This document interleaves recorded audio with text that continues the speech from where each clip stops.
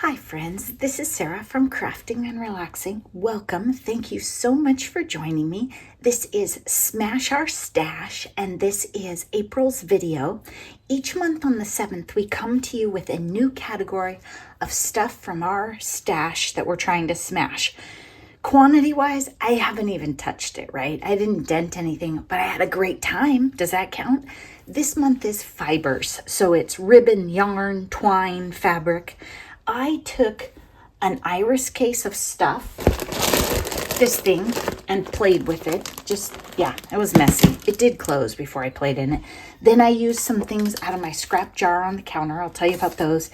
And I didn't really use the tiny bits out of my yarn and textiles fabric jar like I usually do for this.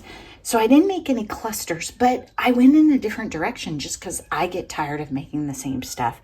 Hang on, Zelda's probably dying. Okay, come on. Okay, I let the cats in, so we have to be quick because these have little strings off of them, but she was screaming at the door. I just played. I just said, okay, I have some stuff, and I was trying to use things up. So I had this sitting, and then I added this big piece of blue fabric and these other things, and now I love it.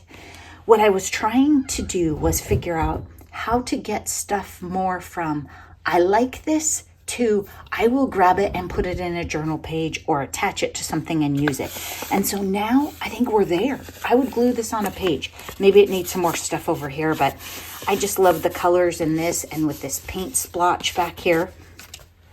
Then I went through, I had ribbon that was paw print ribbon, and I had recently worked on dog cards, so that was on my mind. So I took some across there. And then if you don't have tiny embellishments, you can cut your patterned ribbon into little tiny things. So if you wanted paw prints and you didn't have any, but you had ribbon, you could chop the individual paws. Don't forget about that. Then I played. This is a book page with patterned, like a textile-y paper that had holes in it. And so I threaded the ribbon through it. You could do the same thing creating holes with a hole punch. And then I threaded this one through it. And then I put a big sticker and some embossed flowers that you probably saw in something else. I think I made those in basic gray. So just really messing around. I think this would probably be, oh, Zelda stealing dies, a pocket on a page. That's how I'm imagining that one. Then I had that bin and it had a lot of yarn and I thought, oh, I should make a little tassel. So I made just a cute little tassel. I think this could tie onto just about anything. A journal, something like if you make 3D projects or other stuff, you could hang it on from a bag. Like my friend Katie makes a lot of gorgeous bags and she could hang it. It's probably not safe here. They're coming for it right now. Okay, then same thing.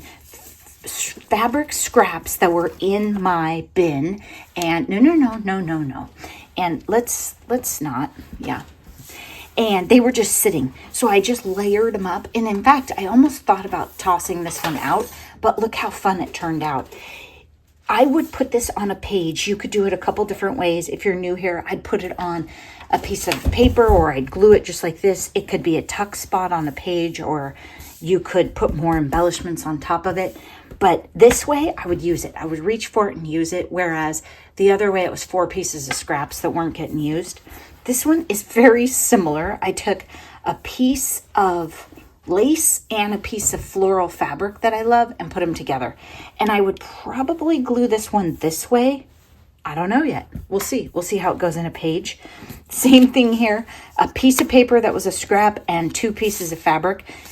I decided the lengths because that's the length these things were. They were already done. If it's too tall for the page I want to put it on, I'll chop it down. Ooh, look at this one. I love this blue paper. I've been moving it around. It was from a Graphic 45 dog pattern, but I just love this side, this blue floral. And then I had a bit of gorgeous blue batik and then blue trim. I'm calling that ribbon for this video. How about that? Look at that. That's going to be awesome on a page. And if you want it tighter so they're not sloppy, what I've been doing is gluing the ends and the middle. So I have 2 small tuck spots instead of 1 big one. Yeah, now I've got cats doing crazy things in here. Okay, same idea here. This one I did cut to length. I cut the ribbon because it was a really long piece. This ribbon was in there and I wanted to use it. This was a piece of scrap that was in my jar. So this kind of became a tuck spot right here. And then I sewed those two, and then I just glued it onto there because I wanted to put them all together. And same thing, I've been moving this piece of ribbon around and not using it. By zigzagging it onto this piece of paper, I will actually use it. The sewing machine had light blue in it, and so that is why I glued this one and I sewed this one, because I didn't want the light blue with this one. I just didn't feel like it went. And then this one is glued. Look at how cute that is. Floral scrap, metallic scrap, and the blue ribbon down the middle. And then here, you know those 1/2-inch strips that you have a million of if you're a card maker?